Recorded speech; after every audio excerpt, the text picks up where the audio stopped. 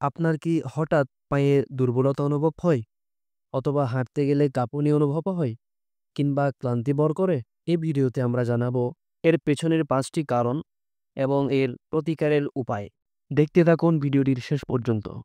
আসুন আমরা প্রথমে জেনে নেই পায়ের দুর্বলতা, কাঁপুনি এবং ক্লান্তির ৫টি কারণ। কারণ নাম্বার ১, পুষ্টির ঘাটতি। দীর্ঘদিন শরীরে ভিটামিন এবং খনিজের ঘাটতি হলে পায়ের পেশি দুর্বল হয়ে পড়ে। বিশেষ করে ভিটামিন বি12, আয়রন এবং ক্যালসিয়ামের ঘাটতির কারণে পা দুর্বল হয়ে যায়, পায়ে কাঁপুনির সৃষ্টি হয়।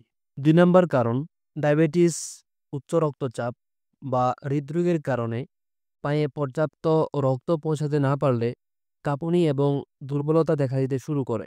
৩ নম্বর কারণ, বিশেষ করে ডায়াবেটিস রোগীদের ক্ষেত্রে পায়ের স্নায়ু দুর্বল হয়ে কাঁপুনি এবং অবশ ভাব দেখা দিতে শুরু করে।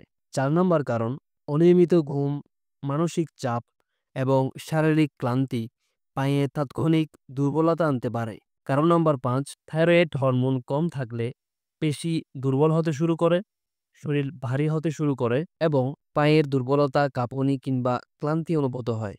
এবার আমরা জানব পায়ের ব্যথা, পায়ের দুর্বলতা, কাঁপুনি এবং ক্লান্তি থেকে বাঁচার ৫টি উপায়। প্রতিকার নাম্বার ১, সবুজ শাকসবজি, ফল, ডিম এবং দুধ, পাশাপাশি বাদাম খেলে ভিটামিন এবং খনিজ ঘাটতি পূরণ হবে।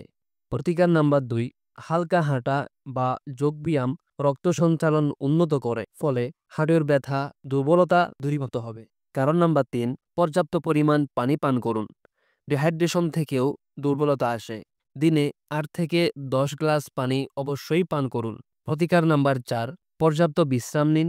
প্রতিদিন অন্তত ৭ থেকে ৮ ঘন্টা ঘুমানোর চেষ্টা করুন। এবং প্রতিকার নম্বর ৫, অবশ্যই ডাক্তারের শরণাপন্ন হন।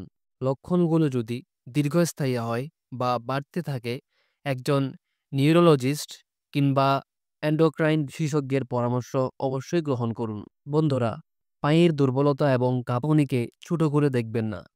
যদি আপনি উপরিউক্ত সমস্যায় ভুগে থাকেন, তাহলে আজ থেকেই এর প্রতিকার শুরু করুন। ভিডিওটি ভালো লাগলে লাইক দিন, শেয়ার করুন এবং আমাদের চ্যানেলকে অবশ্যই সাবস্ক্রাইব করতে ভুলবেন না। আল্লাহ হাফেজ।